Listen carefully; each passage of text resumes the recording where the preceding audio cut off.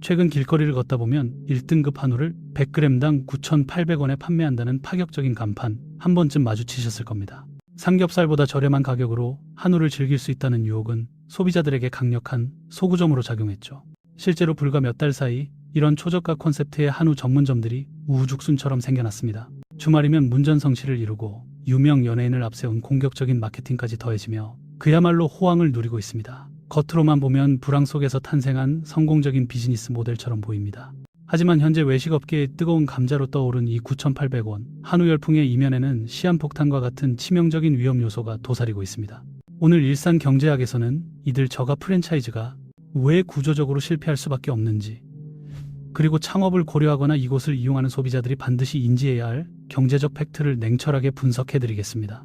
우선 이 기형적인 가격 구조가 형성된 배경부터 짚어볼 필요가 있습니다. 경제학적 상식으로 접근했을 때 한우 100g에 9,800원이라는 단가는 성립하기 어렵습니다. 일반 마트 소매가보다도 낮은 수준이니까요. 이 수수께끼를 풀려면 시계를 코로나 팬데믹 시기로 돌려야 합니다. 당시 정부의 재난지원금 살포로 시중의 유동성이 풀리면서 한우 소비가 폭발적으로 증가했던 현상을 기억하실 겁니다. 이에 농가들은 한우가 고수익 자산이라는 판단하에 사육 두수를 역대 최대치로 늘렸습니다. 2016년 280만 마리 수준이던 것이 2023년에는 350만 마리를 돌파했죠. 하지만 경제는 언제나 사이클을 그리며 움직입니다. 엔데믹 전환과 함께 경기 침체가 가시화되자 한우 소비 심리는 급격히 얼어붙었습니다. 공급은 과잉 상태인데 수요가 증발하니 도매 가격 폭락은 필연적인 결과였습니다. 작년 7월경 한우 도매가가 킬로그램당만 4,000원대까지 추락하는 초유의 사태가 발생했습니다. 현재의 저가 한우 프랜차이즈들은 바로 이 가격 붕괴의 타이밍을 노리고 시장에 진입한 케이스입니다. 도매가가 바닥일 때 물량을 대량으로 매입해 박리담회로 회전시키겠다는 전략이죠. 즉, 이 사업은 일시적 공급 과잉이라는 특수한 환경에서만 생존 가능한 태생적으로 시한부 운명을 가진 모델이라는 뜻입니다. 핵심적인 문제는 이제부터 시작됩니다. 소는 공장에서 찍어낼 수 있는 공산품이 아닙니다. 송아지가 성우가 되어 출하되기까지는 약 30개월, 2년 반이라는 긴 시간이 소요됩니다.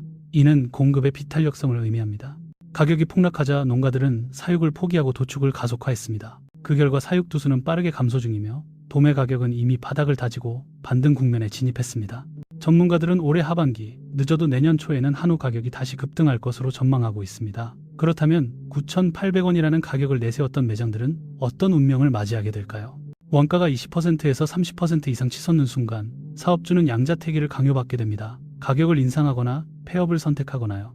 여기서 냉정하게 따져봅시다. 가성비 때문에 찾았던 식당이 13,000원, 15,000원으로 가격을 올린다면 계속 방문하시겠습니까? 그 비용이라면 차라리 상차림이 훌륭하고 서비스가 보장된 일반 전문점을 찾을 겁니다. 저가 한우집의 유일무이한 경쟁력인 가격 우위가 사라지는 순간 고객 이탈은 썰물처럼 일어날 것입니다. 이는 예견된 몰락입니다. 하지만 경영주 입장에서 더 큰 공포는 따로 있습니다. 바로 세무 리스크입니다. 저가 한우 전문점에서 결제하실 때 영수증을 꼼꼼히 확인해 보신 적 있으신가요? 육류대금과 상차림비, 식사비가 별도로 결제되거나 영수증이 2장 발행되는 경험을 하셨을 겁니다. 이는 정육식당이라는 면세사업자의 혜택을 악용한 변칙적인 영업 방식입니다. 현행 세법상 가공을 거치지 않은 농축산물, 즉 생고기는 부가가치 30%가 면제됩니다. 그래서 정육점에서 고기를 구매할 때는 부가세가 붙지 않죠. 반면 식당에서 서비스를 제공받으며 구워 먹는 행위는 용역이 포함되므로 과세 대상이 되어 10%를 납부해야 합니다. 저가 프랜차이즈들은 판매 단가를 낮추기 위해 매장을 정육점으로 신고하여 고깃값에 대한 부가세를 탈루하는 편법을 동원하고 있습니다. 하지만 과세 당국의 감시망은 그리 허술하지 않습니다. 합법적인 정육식당으로 인정받으려면 육류 판매 구역과 취식 구역이 공간적으로 완벽히 분리되어야 하며 포스기 또한 별도로 운영되어야 합니다. 소비자가 고기를 구매한 뒤 식당으로 이동하는 동선이 명확해야 하죠. 그러나 현재 성행하는 대부분의 저가 한우집 실태는 어떻습니까? 일반 고깃집처럼 테이블에 앉아 태블릿으로 주문하고 식사 후 카운터에서 일괄 계산하는 방식입니다. 이는 무늬만 정육식당일 뿐 실질적인 과세 유흥 장소나 다름없습니다. 최근 국세청이 이 문제를 정조준하고 나섰습니다. 이러한 운영 형태를 위장 가맹점으로 규정하고 그동안 탈루한 부가가치세 10%의 가산세까지 얹어 수억 원대의 추징금을 부과하고 있습니다. 가뜩이나 원유 가격 상승으로 마진율이 악화되는 상황에서 세금 폭탄까지 맞게 되면 점주들은 버틸 재간이 없습니다. 최근 들어 갑작스럽게 폐업하는 저가 한우집이 급증하는 진짜 이유가 바로 이 강도 높은 세무조사 때문이라는 분석이 지배적입니다.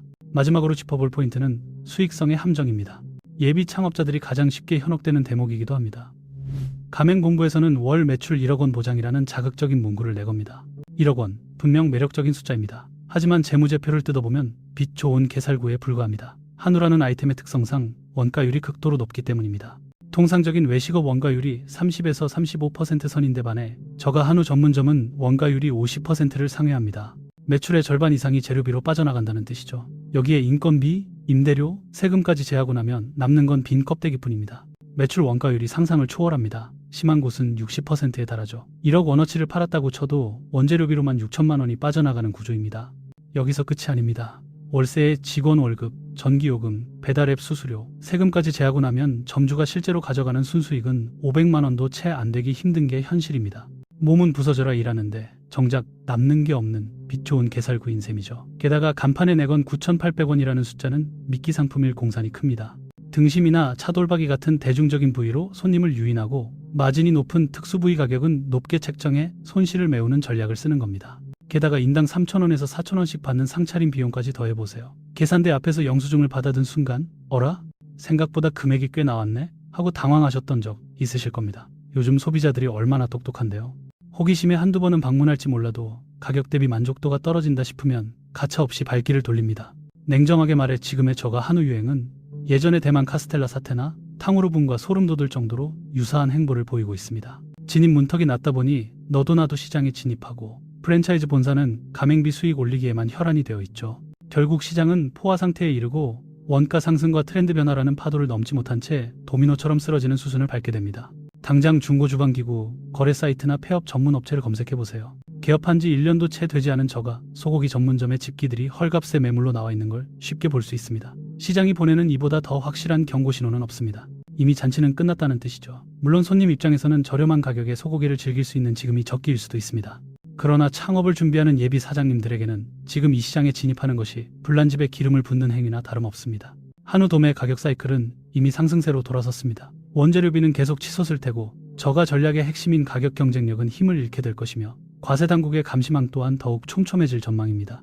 요약하자면 이렇습니다. 9,800원짜리 한우가 보여준 기적은 공급 과잉과 조세 회피라는 아주 위태로운 집안 위에 세워진 모래성에 불과했습니다. 이제 거센 파도가 들이닥치고 있고 그 허상들은 무너져 내리고 있습니다. 유행은 돌고 돌지만 경제의 본질은 변하지 않는 법입니다. 가격이 저렴한 데에는 필연적인 이유가 존재하며 그 근거가 사라지는 순간 사업의 수명도 끝이 납니다.